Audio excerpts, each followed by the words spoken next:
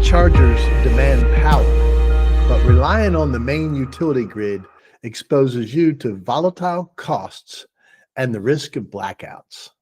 Some stations are taking control by managing their energy supply locally. Welcome back to another episode of EV Charging Minute, where we talk about ideas, concepts, different topics to help you maximize your ROI on commercial EV charging. And today we're taking a look at microgrids. So sometimes you run into locations and places where local power production can be the challenge, right? Maybe there's not grid capacity at the given time. There's different things that can run into that. And so local production of your power or support of that can be a viable solution for this. It's really kind of a distributed energy approach. You see this a lot in areas where there are power challenges or when large demands are needed and the grid may not be able to support those demands. So you'll see some what they call microgrids, right? It's microgrids, and it's a distributed power approach. So what it comes down to is producing some of the power or all of the power on site. That's what a microgrid comes down to. These things can be very, very complicated or relatively simple. So we're going to take a look at what it is to have kind of what is a distributed power or a on-site thing. The very basics of it, right? The very small kind of piece of it. You can look at it this way. Like in a big industrial complex, you might have your own power generator, right? Like in an industrial setting, you might have your own power generator, and then that might be supported by your grid system, right? Like you might have a traditional grid system coming into your plant, but you also might have your own, kind of generator, whether that's a natural gas or whatever. And so obviously on an EV charging side, we would have to be one heck of a large group of EV chargers for us to need to put in our own, kind of gas-fired turbine system, right, to generate power. But these things are, kind of getting smaller and smaller, and it starts in a more simpler thing than that. And it can start with just a battery storage system, right? If you think about some of the things we've talked about in the past, around demand charges and different time of use rate plans and things like that. If you have a large battery system, okay, you could be filling those things up at night during the lowest energy cost, and then you could have those locally ready to pump back into your system, your energy system during the peak times, right? So usually what we're talking about here, when somebody gets into a whole microgrid system, it is some battery, some storage capability, along with some localized production. You'll see this with maybe solar farms is a good example of kind of a microgrid scenario. So that's kind of where the power is generated. It may have a backup generator as well, and then it all goes into an energy storage system so that you have power at your site when you need it. These are often can be grid tied as well, so that you can pull power from the grid as needed, so that you're not trying to produce all your power on site.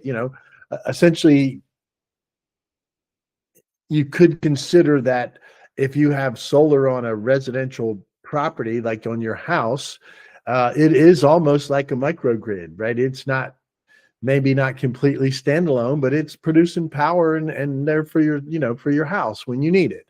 So there's ways that we can do this on EV charging as well. Now, granted, it does cost. These things aren't, super, it's not an inexpensive thing to go down a road of kind of trying to do your own microgrid. So these things we're talking about here don't necessarily apply if you're trying to put in a couple chargers for your office employees, However, if you're in a fleet scenario where you're running a bunch of delivery trucks or some type of fleet scenario where you're going to be consuming a lot of power, this might be an option, right?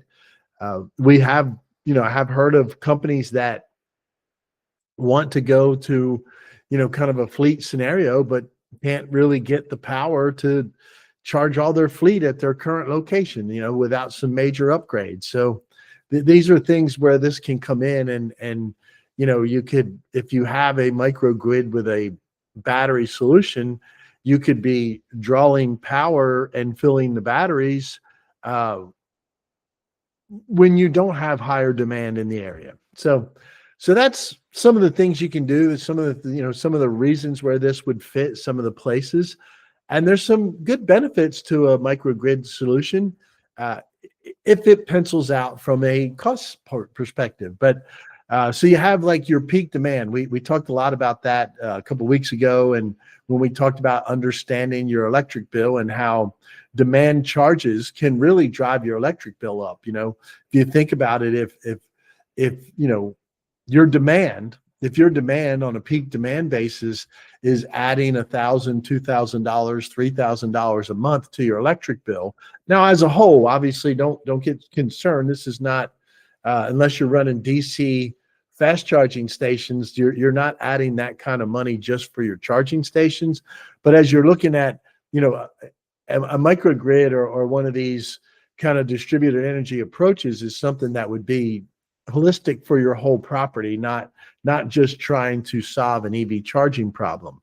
It really would be difficult to try and put like a solar generation system in to fill a battery up to charge a bunch of vehicles.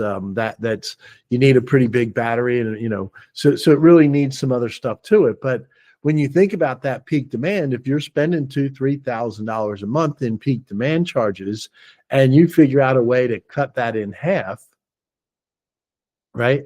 If we can shave your peak demand and in half, and let's say you look at your peak demand charges today, and you look at your, like, it really matters on your average demand as well. But if your average demand, let's say, is 50, and in peak demand, you hit a 70 or 80 realm. And then we look at your overall power system and realize we can cut that in half, right? Like we go from 80, we could drop that down to 60, right? You start thinking about that cuts your demand charges in half. So that could be saving you $1,000, $1,500, $2,000 a month. When you start looking at those kind of numbers and start saying, well, wait a minute, okay, at $2,000 a month, I can save $24,000 a year. That doesn't take me too long to pay for some kind of system that might help me do that, right? So peak demand shaving can play into that, can definitely play into the benefits of having this microgrid approach, putting something together where you're using some battery energy storage solutions to offset those things and play that. The other thing this can allow you to do, if you have the battery energy storage, is play the power cost arbitrage.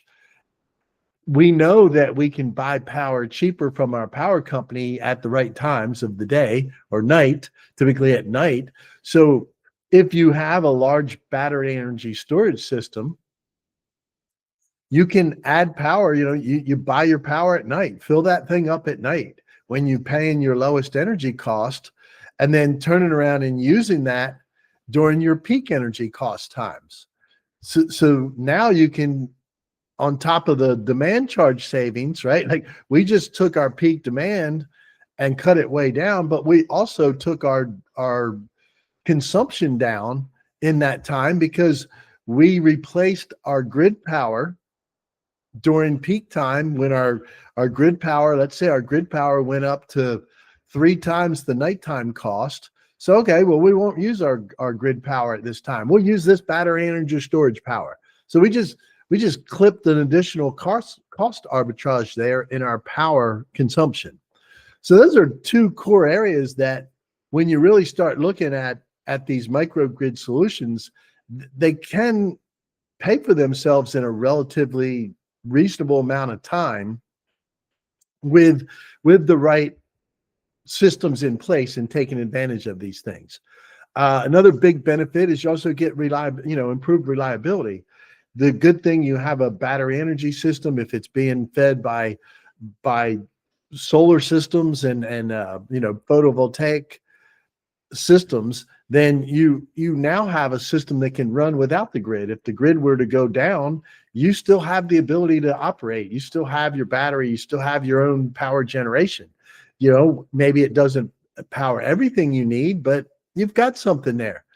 So that's another, good benefit that can come from that. And then it also enhances your sustainability and ESG, because typically a microgrid system is definitely going to have some type of renewable energies involved in it. If you're on a power grid, maybe that burns a lot of coal power, and you want to be, bring that cleaner energy in, you might be able to run a generator off of natural gas, which is a way cleaner burn than like the coal powered stuff. So there's some enhancements there as well that can be benefits of having your own little microgrid going on. So as you can see, that there are some advantages here. There's some things that you could do. You could look at, and figuring out where this might apply. Okay. Because of the cost of putting all this together, because of the cost of the battery storage systems and your own kind of power generation, the solar system, the PV system, whatever else you have to do, maybe it's backup generator, any of those things, because of all that, the cost can be, considerable to take this approach. So obviously we don't see this super often. Most of our properties are not going to be able to take advantage of something like this. So this is something where there's a much larger scale energy needs. A little small cafe, you're not going to get enough value out of this whole kind of microgrid solution from what it would cost you. Or like a small hotel is really not going to get, there's not enough demand shaving and power arbitrage to really make it pencil out from a return on investment standpoint. But as you get into larger consumption and larger energy bills, your monthly bills and things like that, these things start to make sense. You start to look at those. And what I will tell you is they continue to drive down in pricing. So if you've looked at a microgrid 5 years ago, the price comparison today is completely different, and it's going to continue to drive down further and further as more things, as better products get out there, as more technology builds, these things get more cost effective. So anyway, when you're thinking about this, if it's something that, you're just wondering like, whoa, is this for me, Tony? First of all, understand you need to have a pretty big power demand to start with. Okay. If you're looking at, you've got a commercial property and you've got decent power demand and you want to put some chargers in, it's a toss up whether this microgrid strategy is something you need. Now, if you have a, property and you want to put in a whole bunch of DC fast chargers and you want to add a big, charging depot there and something like that, well, now this might make a little bit of sense, right? It may make sense. It may make financial sense. And the other thing that it can help do is sometimes it can speed up the project, because you could be running against a scenario where the power company says, oh, perfect, we'd love to see a big DC depot go in there. However, because of our grid constraints, we don't have the grid capacity right now for you to even get that kind of power delivered there. We could deliver you half of what you're looking for. Well, okay, well, now here's where a microgrid can come in, because you can say, okay, give me half, let me build my own production for the other half and put the energy storage together. So there are places that this plays. There's places that make sense. It typically will happen where you'll see it mostly is when you have a commercial location that already has a pretty pretty high power demand and consumption, and then you're trying to add some EV charging, maybe some fleet charging, workplace or whatever, and then you couple this microgrid scenario in so that you can kind of add to it and make it grow from there. So that's where you're going to see this. So if you're looking at this, you want to look at your power needs, your consumption, really study your power dynamics so that you know what you really need, what your demands are, what your consumptions are, what some of that peak loading is, and if we can even do some of the demand shaving and things like that, because that is very important to make this all make sense. So take a look at those things. Obviously, before I even get down to this one, I should have mentioned this one first. Make sure you have some good partners that you work with. There are a lot of people in this space out there that will do the microgrids for you. They'll come in and try to, sell you on photovoltaics, solar, different generation options and things like that. But make sure you have a good partner there, because you want somebody that's going to lead you down the right path and not, we all know that some of this solar stuff had gotten a little out of hand, with people really pushing people over pushing people into stuff that really didn't make sense. So make sure you start off with some good partners, because they're going to help you take each step of the way, because you want to make sure you now evaluate your needs and your consumption to see if this is something that we can even make work for your need. Then when you're putting all this together, again, that partner's going to help a lot, but make sure they're right sizing everything, all the critical components, like your battery storage, like how much production you might have on center from your solar or liquid natural gas or generated system, like whatever system you might have there. That way that you're going to have what you need. Like you don't want to try to do all this and be peak demand shaving, only to find out we've only put in enough battery storage to shave 40% of our peak demand. Well, that wasn't what we were going for, right? We need more. We want to be able to, if we're going to play that game and that arbitrage, we need to make sure we have the power to do it. So make sure all those things are properly sized. And the last thing, to make sure you look into is incentives. I know I mentioned early on the cost of these things can be pretty high, but there are a lot of incentives out there. There's a lot of tax breaks. There's incentives for battery systems. There's incentives, for all these different components that can make up your microgrid. So make sure your team or your partners are paying attention to that as well. So wrapping up here, if you're consistently playing high demand charge, or you're in a critical, like another place these microgrids come in is when there's a critical need for uptime, guaranteed uptime. If you're in those kind of scenarios, you might want to begin exploring a battery energy storage system with some solar integration and some backup generation to help future-proof, right? It's a good future-proofing strategy. It's a good way to offset some power costs, things like that. It's not something that fits everywhere. It's not something that works everywhere, but there are opportunities. There are places where this does make sense, and it's something worth looking into. So that wraps up our talk for today. Next week, we're going to jump in, take a look at some of the often overlooked benefits of adding EV charging, right? We all know the basics, tractor people do some things, but we're going to look at some other things that are out there, some things to consider when you're putting your EV charging hat on and considering if it's time, when it's time, and how much to invest into EV charging. We're going to talk about some of those hidden benefits and how they will impact your decision. So that's all for today, everybody. I hope you, as always, learned something new about EV charging and enjoyed your time.